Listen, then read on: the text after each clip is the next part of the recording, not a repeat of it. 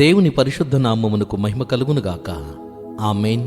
ఈ ఉదయకాల శుభములు మీకు తెలియజేయుచున్నది సంఘ కాపరి రెవరెండ్ కె శ్యాంబాబు. దేహమునకు దీపము కన్నే గనుక నీ కన్ను తేటగా ఉండిన ఎడల నీ దేహమంతయు వెలుగుమయమయ్యుండును. మత్తయి సువార్త 6వ అధ్యాయము 22వ వచనము. ఆత్మీయమైన పోలికను ప్రభువు ఈ మాటల ద్వారా తెలియపరిచున్నాడు. దేహమునకు దీపము కన్నైతే నరునికి దీపము దేవుని ఆత్మ. కనుక తెస్సలోనికయ మొదటి పత్రిక 5వ అధ్యాయము 19వ వచనములో ఆత్మను ఆర్పకుడి అని పౌలుగారు తెలియజేయుచున్నాడు. దేహ సంబంధమైనటువంటి జీవితములో మనుగడను సాగిస్తుండగా ఆత్మ సంబంధమైన జీవితమును గూర్చి అసలు పట్టించుకోలేని వారు అనేకులున్నారు. ఆత్మ సంబంధమైన దీపము ఆరిపోతే మానవ మనుగడయే లేదు. దేవుడు మనకు అనుగ్రహించిన భౌతిక జీవితములో ఆత్మీయమైన జీవితమును కూడా ప్రసాదించి ఉన్నాడు. కనుక ఆత్మ సంబంధమైన ప్రతి సంగతిని మనము జాగ్రత్తగా చూచుకుంటే భవిష్యత్తు బంగారుమయమే.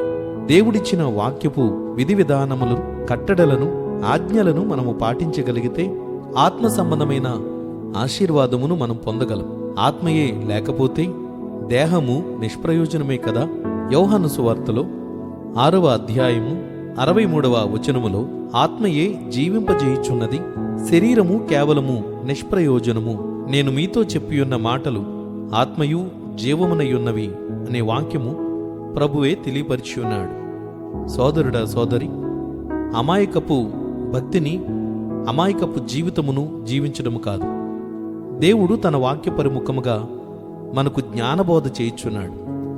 ఏది ప్రయోజనకరమో దానిని మనము అత్యధికముగా జాగ్రత్త వహించి శ్రద్ధ తీసుకోవాలి. దేహ సంబంధమైన అవయవాల కంటే ఆత్మ సంబంధమైన జీవితమునకు మరీ ఎక్కువ ప్రాధాన్యతనివ్వాలి. కనుక దేహమునకు కన్ను దీపమైతే మనుషుని మనుగడకు ఆత్మయే దీపము. కనుక ఆత్మ ఆరిపోకుండా, నాశనము కాకుండా దేవుని వాక్యము చేత పరిశుద్ధమైన జీవితమును జీవించి అనుదినము దానిని కాపాడుకొని ఆత్మను ఆర్పివేయకండి. అనుదినము వాక్యము చేత బలపరుచుకోండి. దేవుడు మీకు తోడయుండునుగాక. ఆమేన్. ప్రార్థన.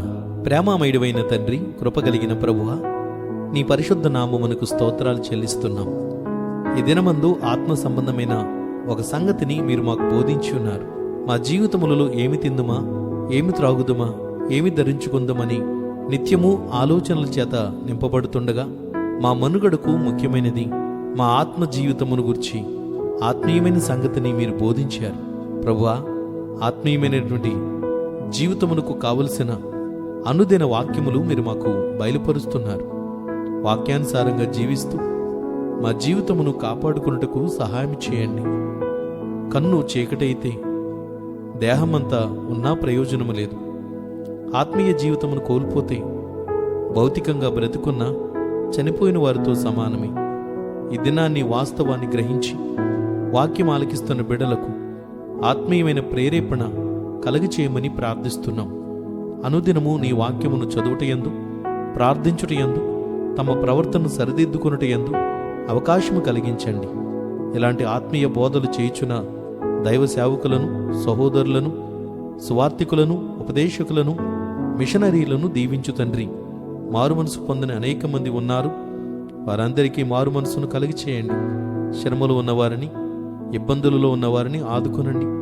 ఆర్థిక రుణబాధలతో ఉన్న వారికి తగిన సహాయం చేయండి.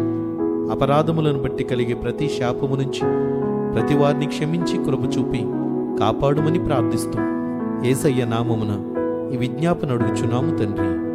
ఆమేన్. తండ్రి, కుమారుడు, పరిశుద్ధాత్మయను త్రియేక దేవుని దీవెన ఎల్లప్పుడూ మీకు తోడై ఉండునుగాక. ఆమేన్.